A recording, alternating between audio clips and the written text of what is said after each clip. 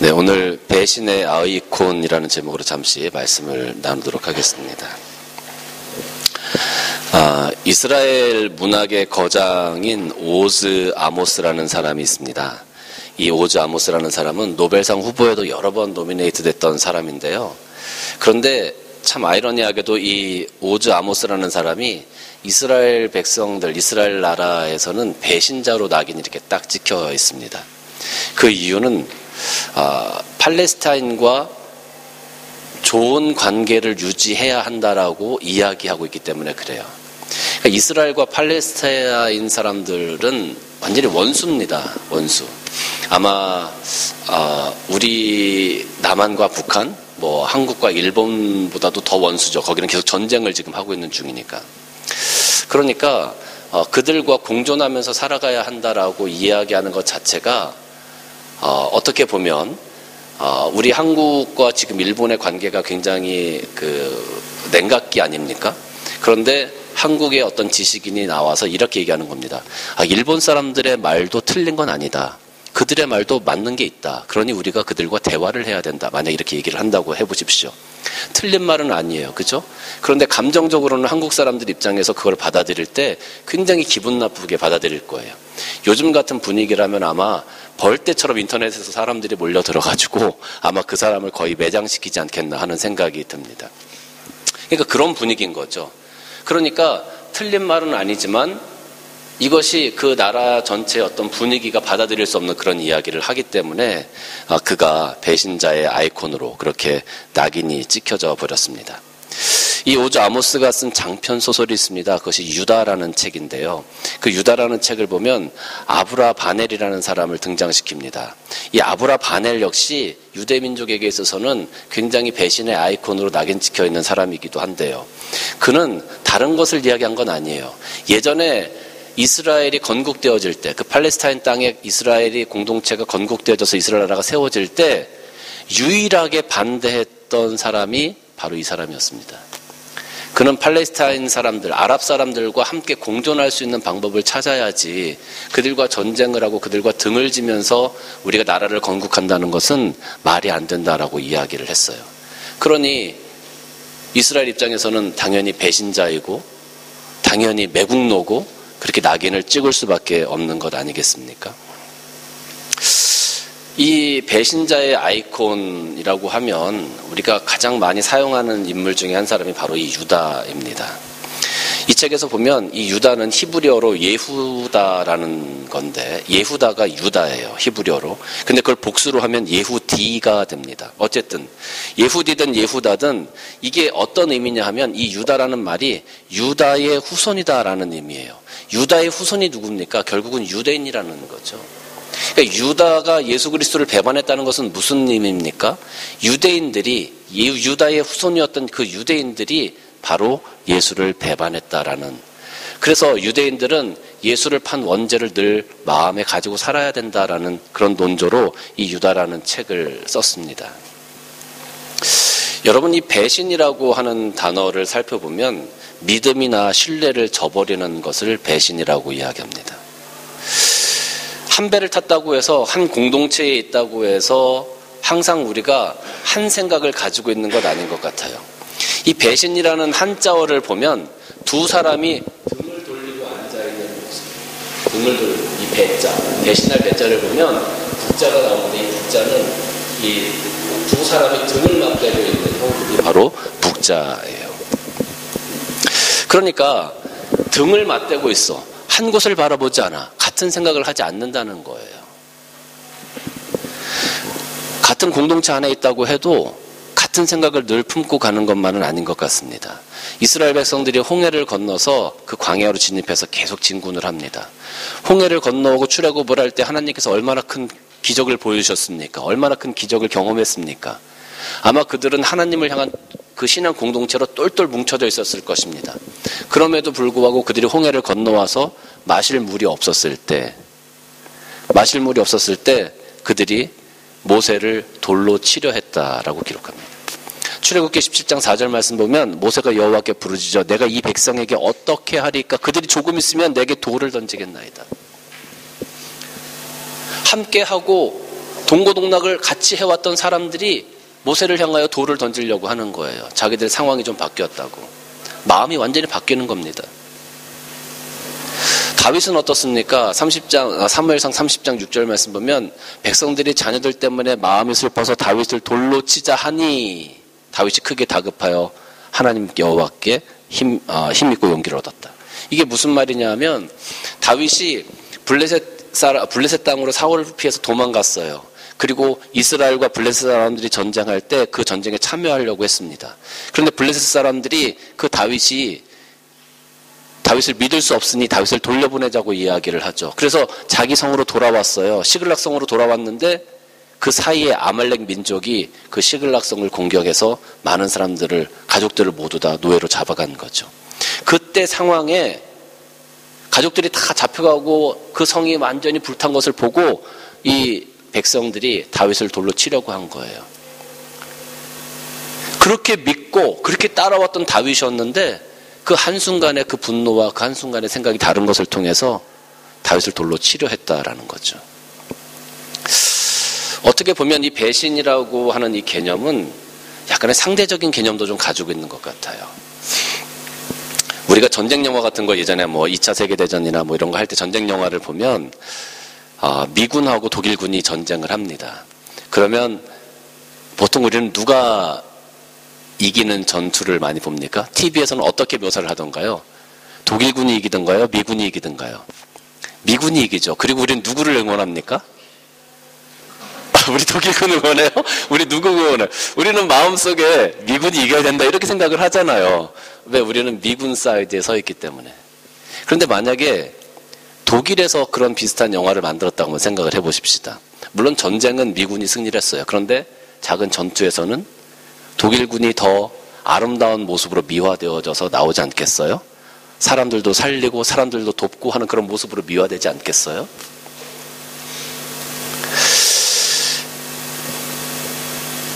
독립전쟁, 우리 일제 36년 동안 우리는 일본 제국의 그 강제 지배를 받았습니다. 우리나라에서 영화를 독립전쟁 하는 영화를 만들어요. 그러면 그 독립군들이 전쟁에서 설사 진다 하더라도 그 얼마나 그 처절함과 그런 어떤 그 인간적인 아름다움을 많이 만들어냅니까? 그래서 더 감동을 주지요. 근데 만약에 일본 측에서 그런 걸 만들었다고 한번 생각해 보세요. 그럼 우리나라 사람들이 정말 극악무도한 산적들로 아마 다 표현을 하지 않겠습니까? 상대적입니다. 배신도 그렇습니다. 여러분, 경찰관이 언더커버가 돼서 범죄 조직에 잠입을 합니다. 스파이로 잠입을 해요. 그래서 뭐 어떤 사람은 5년, 10년 동안 거기서 생활을 하면서 그 비밀을 캐냅니다. 그럼 그 스파이는 배신자입니까? 영웅입니까? 경찰 입장에서는 영웅이지만 그 조직 입장에서는 배신자가 되는 거죠. 이게 입장에 따라서 약간의 상대적인 어떤 그런 개념으로 보여질 수 있다라는 겁니다. 입장에 따라서 이렇게 상대적으로 변할 수 있는 거라면 사실 무엇이 배신이고 무엇이 영웅인지를 정의하기가 사실 쉽지 않은 겁니다. 그렇기 때문에 우리는 변하지 않는 어떤 기준이 필요하죠. 여러분, 시간이 세상에서 가장 비싼 시계라 할지라도 그 시계가 가다 보면 시간이 뭐 0.1초, 2초, 뭐 일주일에 뭐 1초 정도 틀리고 그런 어떤 착오가 다 생겨지게 됩니다. 그러니까 시계를 고치지 않고 만약에 10년을 찼다고 하면 여러분들이 가지고 있는 시계와 제 시계와 아마 다 다를 거예요. 어떤 사람은 뭐 10시 35분이라고 얘기할 거고 어떤 사람은 10시 37분이라고 얘기할 거고 어떤 사람들은 10시 40분이라고 얘기할 거예요.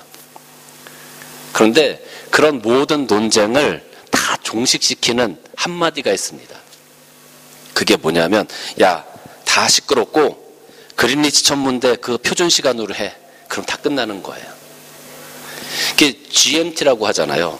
그린리치 민 타임인데 다 시끄럽고 그냥 이게 기준이야. 정했어요. 그러면 모든 시간을 다 거기다 맞추는 거예요. 그게 기준이 되어지고 그것과 어긋나면 내 시간이 틀린 거예요. 내 시계가 틀린 거예요. 그게 몇 억짜리 시계라 할지라도 다 필요 없습니다. 이 시간이 기준이야 하고 그 표준을 정했기 때문에 그것에 다 맞추는 겁니다. 여러분 마찬가지입니다. 우리도 삶에 어떤 기준이 있어야 돼요. 그럼 분명한 기준이 있어야 어떤 개념을 이야기할 때도 그렇고 무엇을 생각할 때도 그렇고 변하지 않는 어떤 기준이 딱 있어야 우리 삶의 중심이 딱 생긴다는 거죠. 세상의 모든 것들은 다 변합니다. 여러분 우리가 가지고 있는 어떤 법적인 기준 같은 것도 마찬가지예요. 100년, 200년 전에는 계급사회였습니다. 노예제도가 있었습니다. 그게 당연한 겁니다. 그런데 요즘은 어떻습니까? 요즘 노예제도를 이야기하는 사람이 있습니까? 그 당시에는 그게 맞았어요. 그런데 지금은 아니잖아요. 다 변합니다. 예배 드리는 것도 마찬가지입니다. 세계 컨퍼런스 같은 데 가면 우리들은 이렇게 앉아서 정적으로 예배 드리잖아요. 우리는 거룩하다는 개념이 넥타이 매고 하나님 앞에 딱 앉아서 양복 입고 정말 이렇게 예배 드리는 거, 이게 예배 분위기잖아요.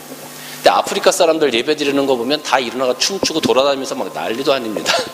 우리가 볼 땐 저게 예배야? 어떻게 저렇게 예배를 드리지? 근데 그들의 문화에서는 그게 예배인 거예요. 다 달라요. 그러니까 무엇이 맞다라고 얘기하기 굉장히 어려운 거죠. 만약에 지금 우리가 오늘날 가지고 있는 개념들 그리고 사회 정의라고 이야기하는 것들이 100년, 200년 후에 우리들의 후대들이 볼 때도 과연 그것을 정의라고 인정해 줄 수 있을까? 그건 장담 못합니다. 오늘날 우리가 정의라고 생각하는 것은 어떻게 보면 오늘날 우리에게 맞기 때문에 그러는 거예요. 그래서 무언가 변하지 않는 시대가 가도 또 문화가 바뀌어도 변하지 않는 무언가가 필요해요.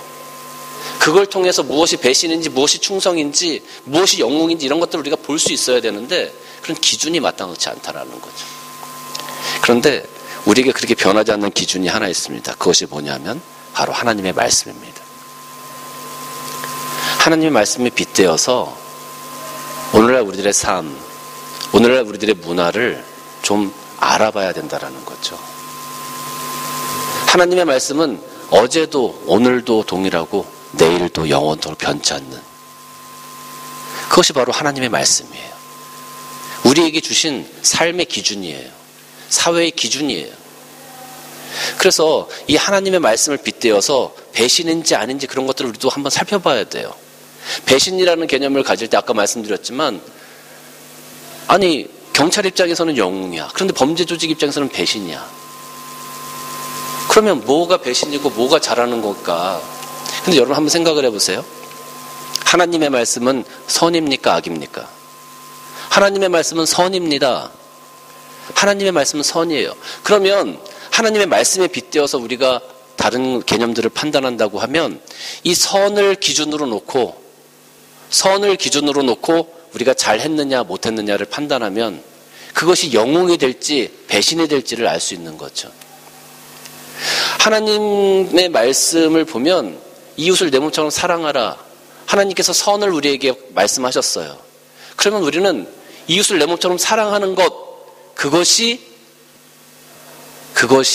충성이고 그것이 하나님 말씀의 순종이고 그것이 우리가 이 땅에서 살아가면서 영웅의 삶을 사는 거예요. 그런데 하나님 말씀에 반해 하나님 말씀을 배신해 하나님께서 이 땅에서 이웃을 내 몸과 같이 사랑하라고 하셨는데 내가 그렇게 살질 않아. 그러면 내가 잘못 사는 거예요. 하나님 말씀을 배신하는 거예요. 내가 배신자의 삶을 살고 있는 거예요. 하나님의 말씀이 선이기 때문에 사단편에 있는 악을 기준으로 하는 것이 아니라 하나님 말씀의 선을 기준으로 우리가 살아가야 된다는 거예요. 그래서 그 부분이 굉장히 중요하다라는 겁니다. 다시 말씀으로 돌아가서 유다가 예수 그리스도를 배신했습니다. 그러면 유다가 처음부터 예수님을 배신했을까요? 처음부터 예수님을 배신하려는 마음을 가지고 예수님께 접근했을까요?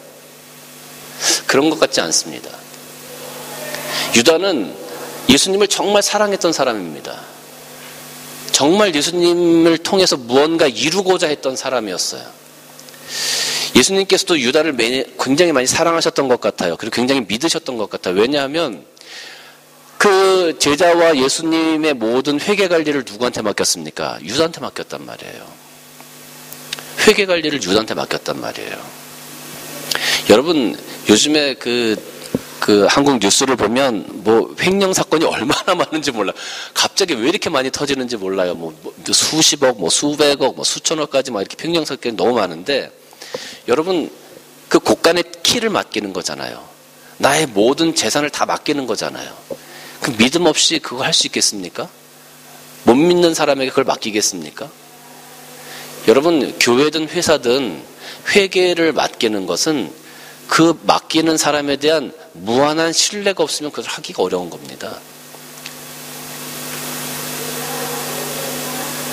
신뢰가 없으면 안 돼요. 믿지 못하면 그걸 못 맡겨요. 뭐 교회에서 일할 사람도 없으니까 그냥 뭐 나한테 얘기를 하시는 거지. 아무리 일할 사람 없어도요, 재정은 아무한테나 맡기는 게 아닙니다. 재정은 정말로 기도하면서 믿을만하고 하나님께서 감동 주셔서 감당할 만하다라는 그런 분에게 재정을 맡기는 겁니다. 아무에게나 맡기는 거. 정말 일할 사람이 없으면, 정말 없다면 절대로 재정을 성도들에게 맡기지도 않습니다. 예수님께서 유다에게 재정을 맡기셨다는 것은 그만큼 유다를 신뢰하셨다라는 거예요. 신뢰하셨다는 거예요. 근데 왜 유다가 예수님을 배신했을까? 마음이 달라졌습니다. 마음이. 제가 주일학교 설교할 때 잠깐 언급했지만, 유다는 예수님을 통해서 그 이스라엘의 특별한 독립, 예수님께서 해오시는 것을 보니까 예수님께서 기적도 행하시고 병자도 일으키시고, 야, 이런 분이라면, 이런 선지자라면, 이런 메시아라면 우리 이스라엘을 이 로마의 압제에서 벗어나게 하셔서 정말로 하나님께서 원하는, 우리 모든 이스라엘 백성들이 원하는 그 하나님의 나라를 이루실 수 있는 분이겠구나 하는 생각을 했었던 것 같아요. 예수님이 가시는 곳마다 사람들이 따르고, 예수님이 가시는 곳마다 그 말씀 때문에 놀라고, 예수님이 가시는 곳마다 기적이 일어나서 그들의 삶이 바뀌어지고. 여러분, 만약에 우리 눈앞에서 그런 일들이 벌어진다고 하면 우리 역시 그런 기대를 하지 않겠습니까? 이분이라면 하나님의 나라를 이 땅에 꽃 피울 수 있는 분이 아니겠느냐. 아마 그런 생각을 누구나 할 것 같습니다. 유다도 그랬던 것 같아요. 근데 예수님께서 하시는 말씀이 처음에는 그런 줄 알았는데 자꾸 이상해지는 거예요. 이제 내가 십자가에 못 박혀 죽을 때가 가까웠다. 아니, 이 땅을 변화시키셔야 될 분이 십자가에 달려 돌아가신다니. 죽으면 끝나는 건데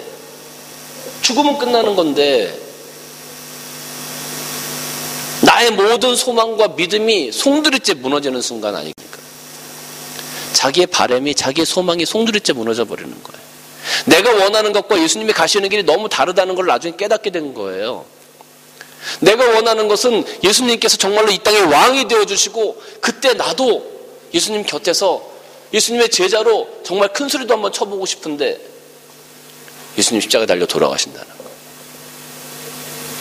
내가 바라는 것과 내 이상과 너무 달라요. 예수님께서 말씀하시는 게. 이게 아닌가? 이게 아닌가?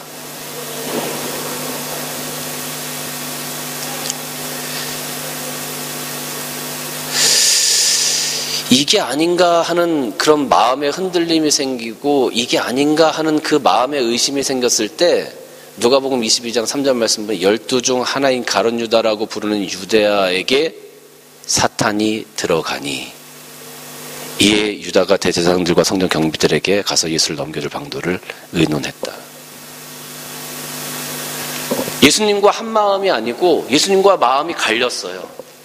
예수님과 마음이 갈려지고 나니까 거기에 사탄이 틈타기 시작하는 겁니다. 예수님의 마음을 품지 못했을 때 사탄이 그 사이에 틈타기 시작하는 겁니다. 그래서 배신자가 되는 겁니다. 내 소망과 예수님께서 말씀하시는 게 너무 달라서 그걸 따라갈 수가 없는 거예요. 더 이상 한 마음을 품을 수가 없는 거예요. 다윗이 함께했던 사람들에게 돌로 맞을 뻔했어요. 순간적으로 마음이 갈리는 겁니다. 모세도 마찬가지고 예수님도 마찬가지고. 함께했던 자들의 마음이 갈리고 다른 생각이 들어오니 배신하게 되어지더라라는 거죠. 여러분, 우리가 신앙생활할 때도 마찬가지입니다. 우리는 하나님과 항상 같은 마음을 품고 나가는 것이 굉장히 중요합니다. 부부도 한 마음을 품는 것이 굉장히 중요하죠. 부부가 딴 마음을 품어보세요. 그 가정이 잘 될 수가 없습니다. 어떻게 해서든지 힘들고 어렵더라도 한 마음을 품고 나가는 것이 중요하죠. 교회도 마찬가지입니다. 성도들이 한 마음을 품고 나가는 것이 굉장히 중요합니다.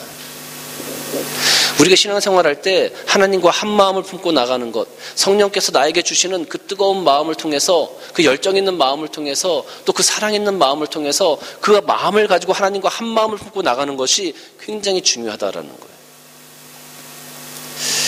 그렇게 한 마음을 품고 나갔던 아브라함이라는 사람이 있죠. 그때 하나님께서 아브라함을 향해서 너는 내 벗이라 그랬어요. 나의 친구, 나의 벗, 아브라함. 한 마음을 품고 나가는 자들, 하나님께서 내 친구, 내 동료, 내 벗이라고 칭해 주시는 거죠. 근데 한 마음을 품지 못하면 이 믿음이 흔들리게 됩니다. 한 마음을 품지 못하고 의심이 내 마음에 들어오는 순간 사단이 틈타게 되어진다라는 거죠. 여러분, 바울이 선교 여행을 하면서 얼마나 힘들었겠어요. 바울이 선교 여행을 3차나 3번이나 이렇게 하면서 굉장히 힘들었겠죠. 그게 뭐 옆 동네 가는 것도 아니고 어떻게 보면 이 호주 땅을 다 이렇게 돌아다닌다고 생각하는 거예요. 걸어서 3번이나. 얼마나 힘들었겠어요.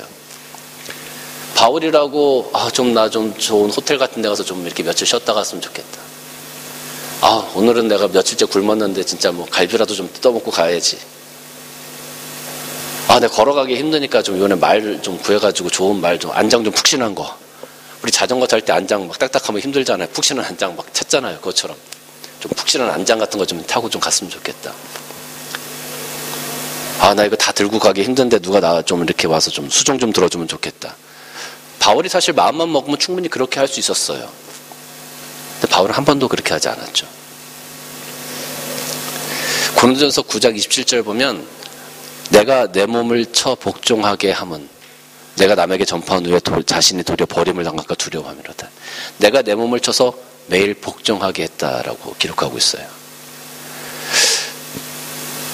하나님과 한 마음을 품어서 내가 정말로 이 사명을 감당하고 하나님께서 기뻐하신 일을 감당하고 하나님께서 나에게 맡겨주신 이 사명 감당해서 구원받는 심령들을 더하게 하고, 그것이 바울의 사명이라고 생각하고 바울은 최선을 다해서 달려나갔어요. 그런데 순간순간 그럼에도 불구하고 그 마음 가운데 나 좀 편안하고 싶다, 나 게으르고 싶다, 나 좀 쉬고 싶다, 그런 유혹들이 계속 들어오는 거죠. 순간순간. 그래서 바울은 내 몸을 쳐서 매일매일 복종하게 했다라는 거예요. 우리도 하나님 말씀에 순종하기 위해서, 하나님과 한 마음을 품기 위해서 얼마나 여러분이 노력하면서 살아갑니까? 주일날 나와서 이렇게 예배 드리시고, 사실 주일날 얼마나 좋아요. 일주일에 하루 쉬는데 주일날 좀 퍼질러가지고 늦게 자고 좀 편안하게 일어나서 좀 먹고 얼마나 좋습니까? 편안하게. 그런데 여러분, 아침부터 일찍 서둘러가지고 다 이렇게 교회 나오셔서 예배 드리시고 세팅하고 치우고 또 교회 일 있을 때마다, 행사 있을 때마다 여러분 다 참여하셔서 감당하시고, 사실 누가 그러고 싶겠어요? 편안하고 싶지. 우리가 세상 가운데 살아가면서 돈 얼마나 좋습니까? 돈 많이 벌고 많이 쓰고 좋은 차 타고 좋은 옷 입고 사람들에게 과시도 하고 얼마나 좋습니까? 그렇게 살아가고 싶지요. 그런데 우리 그거 다 포기하고 지금 이 자리에 나와서 하나님 예배하고 있는 것 아닙니까? 하나님 바라보려고 하는 것 아닙니까? 이게 쉬운 일이 아니에요. 바울처럼 여러분들이 매일매일 여러분의 몸을 쳐서 하나님 앞에 나 자신을 복종하게 만들지 않으면 이것이 굉장히 어려운 일이라는 거죠. 근데 여러분, 세상을 한번 보세요. 세상을 보면 하나님의 은혜도 있고 하나님께서 감사의 제목들도 많이 주셨는데 그거 다 배신하고 오늘날 배신의 아이콘들로 살아가는 사람들이 얼마나 많은지 몰라요. 내 이웃을 사랑하라고 말씀하셨는데 자기 욕심을 부리면서 오히려 이웃을 미워하고 이웃을 밟고 일어서려고 하는 사람들이 얼마나 많은지 몰라요.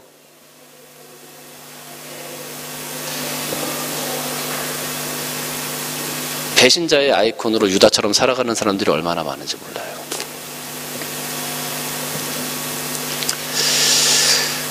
우리는 오늘 하루를 살아갈 때도 하나님과 같은 마음을 품으려고 노력해야 합니다. 물론 힘이 들죠. 어렵습니다.